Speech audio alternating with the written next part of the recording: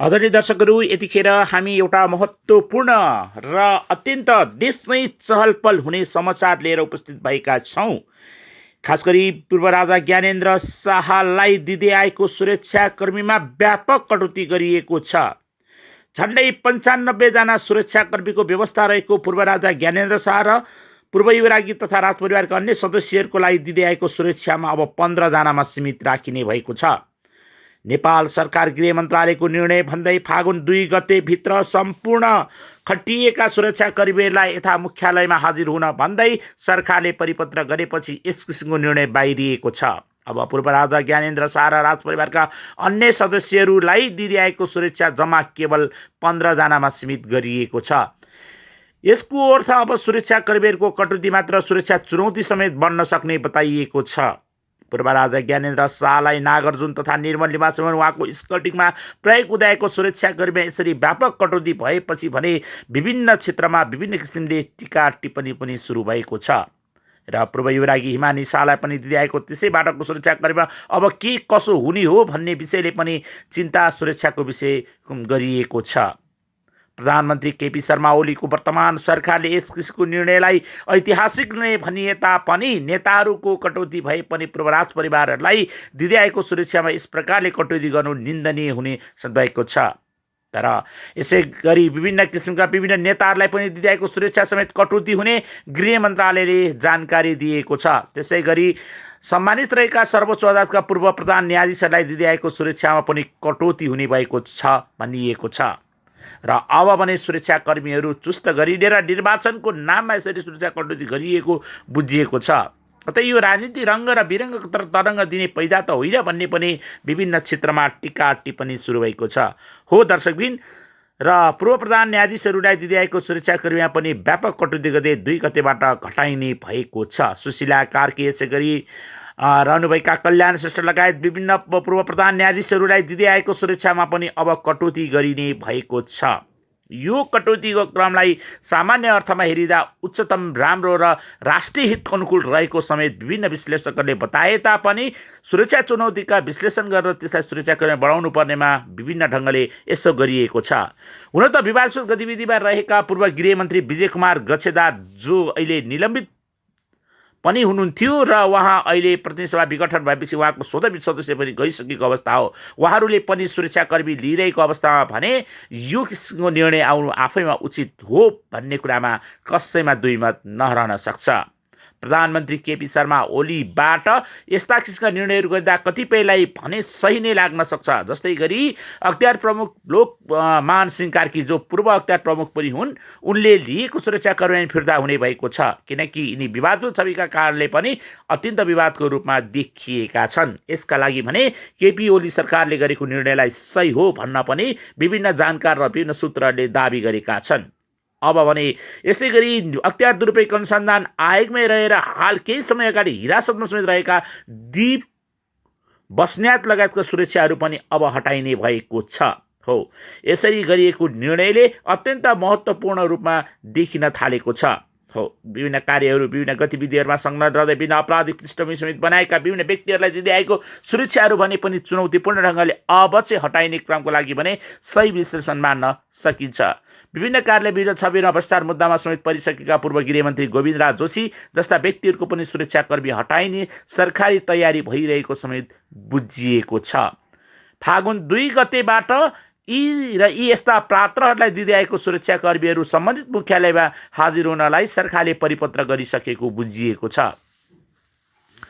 विभिन्न छविहरूका विवादित रहँदै आउने व्यक्तिहरूलाई दिँदैआएको सुरक्षाकर्मीहरू केही समय अगाडि मात्र बलात्कार मुद्दामा थुनामा रहेका स्वघोषित रहनुभएका जगतगुरु भनिएकालाई पनि दिँदै आएको उनको सुरक्षाकर्मी पनि अब हटाइने भएको छ। विशेष गरी कृष्ण दासलाई दिँदै आएको सुरक्षाकर्मी यथास्थित उहाँबाट फिर्ता गरिने भएको छ र सुरक्षा चुनौती कुनै पनि मानेमा नभएका यस्ता व्यक्तिहरूलाई सुरक्षा दिनु आफैमा राज्यको कमजोरी हो भन्ने पनि ठहर रहेको छ। पूर्व राजा ज्ञानेन्द्र शाहलाई दिँदै आएको सुरक्षाकर्मीमा भने पूर्ण विचार हुनुपर्ने विभिन्न क्षेत्रबाट माग रहेको छ। यसो त राष्ट्रपति माननीय विद्यादेवी भण्डारीलाई दिँदै आएको सुरक्षाकर्मीमा पनि कटौती गरिने भएको छ। कतै देखाउने र चपाउने दाँतका नाममा यस किसिमका प्रविधि हुन गयो भने चाहिँ दुर्भाग्य हुने समेत बुझिएको छ।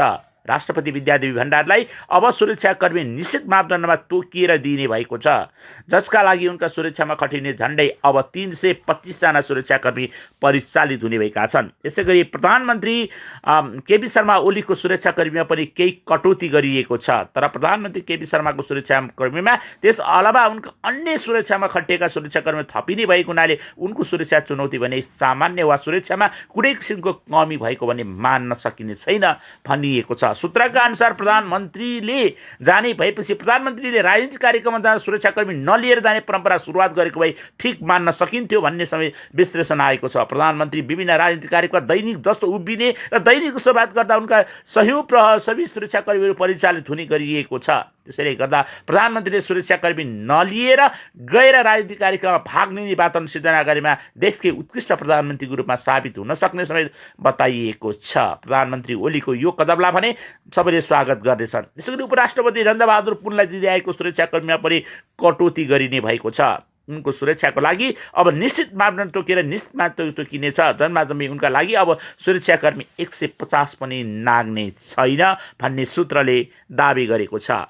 यस क्रमले यो बुझिन आएको छ। त्यसैगरी पूर्व उपराष्ट्रपति डाक्टर रामवरण यादवलाई दिएको सुरक्षाकर्मीमा पनि अब कटौती गरिने भएको छ। उनको सुरक्षामा निश्चित मापदण्ड तोकिएर आजीवन सुरक्षाकर्मी दिए पनि तर अन्य धेरै सुरक्षाकर्मीहरू फिर्ता हुन सक्ने बताइएको छ। अब उनको सुरक्षामा पनि जम्मी 25 जना नबढ्ने समेत बताइएको छ।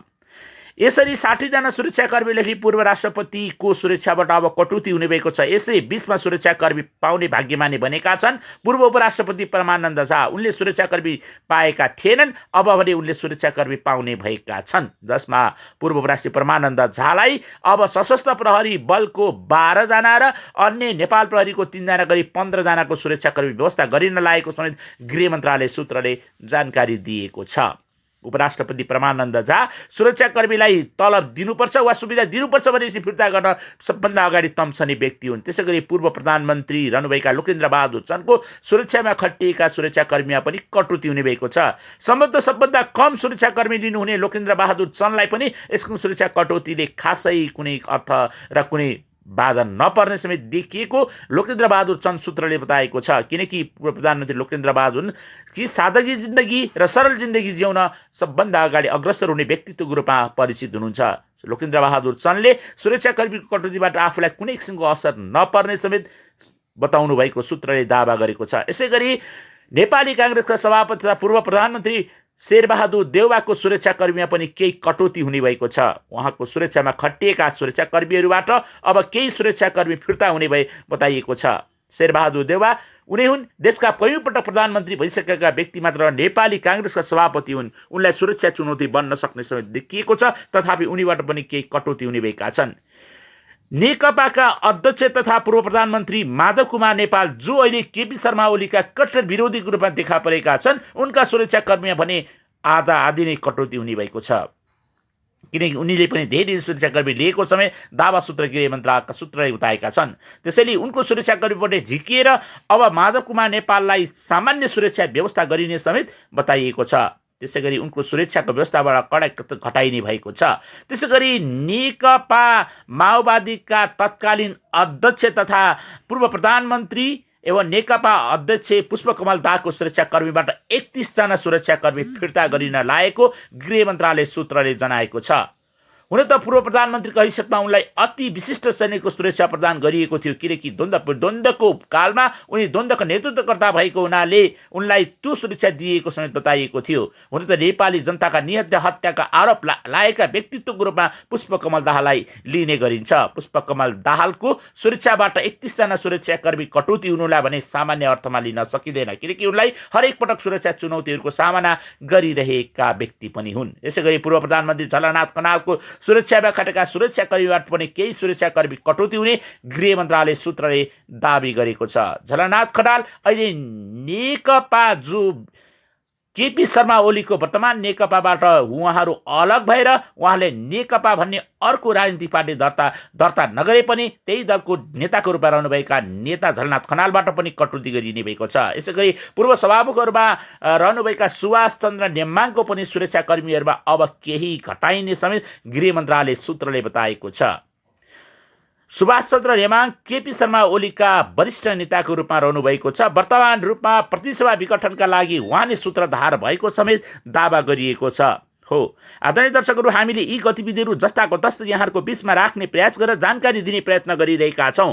अब सुरक्षाकर्मीहरूलाई दोहन गर्न पल्केका नेताहरूको भने केही निद हराम हुने अवस्था आएको छ। यसै गरी पूर्व सभामुख रहनुभएका ओन शरीक घरती मगरको पनि सुरक्षाकर्मी कटौती हुने भएको छ।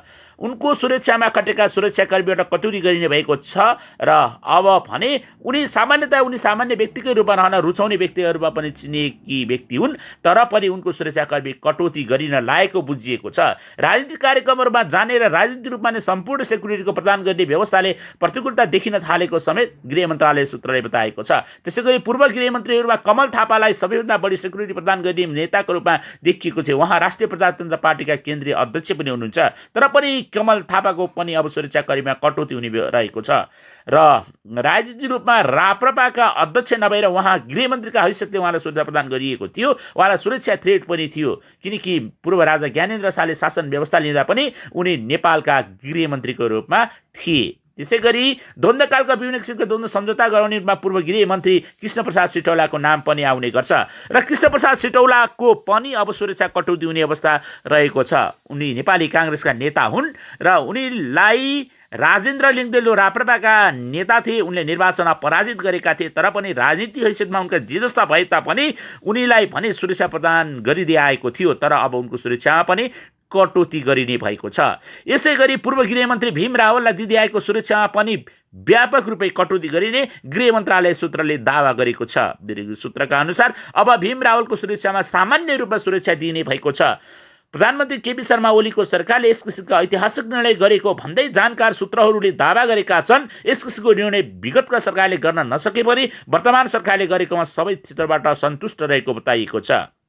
पूर्व प्रधान न्यायाधीशहरूको सुरक्षा मात्र नभएर सबै किसिमका सुरक्षाहरूबाट अब सुरक्षाकर्मी घटाएर झन्डै निर्वाचन परिचालनको लागि झन्डै 400 को सङ्ख्यामा सुरक्षाकर्मी लिइने भएको छ, किनकि राजनीतिक नेता र यी व्यक्तिहरूले विशिष्ट सुरक्षाका नाममा सयौं सुरक्षाकर्मीहरू परिचालित हुने क्रमले पनि यो समस्या आएको बुझिएको छ। हो दर्शकबिन, देशमा शान्ति सुरक्षामा खटिएका सुरक्षाकर्मीहरू नेताहरू जिन विशिष्ट कार्यहरूमा संलग्न रहेका अपराधमा समय संलग्न रहेका नेताहरूलाई पनि सुरक्षा दिने राज्यको नीतिबाट यस किसिमको कटौती हुनु आफैमा स्वागतयोग्य कदम हो। सम्माननीय प्रधानमन्त्री केपी शर्मा ओलीको यो कदमलाई पनि ऐतिहासिक कदमको रूपमा संज्ञा दिएको छ, तर राष्ट्रिय सुरक्षा चुनौतीको विश्लेषण नगरी यस किसिमको कटौती गरिए भोलि भविष्यका दिनमा अन्य सुरक्षा कटौती समेत सुरक्षाको चिन्ता व्यक्त हुन सक्छ। तर जे भए पनि ऐतिहासिक निर्णय गरेको केपी शर्मा ओली सरकारलाई यस सुरक्षा चुनौतीबाट सबैबाट राम्रो गरेको सबैबाट धन्यवाद छ।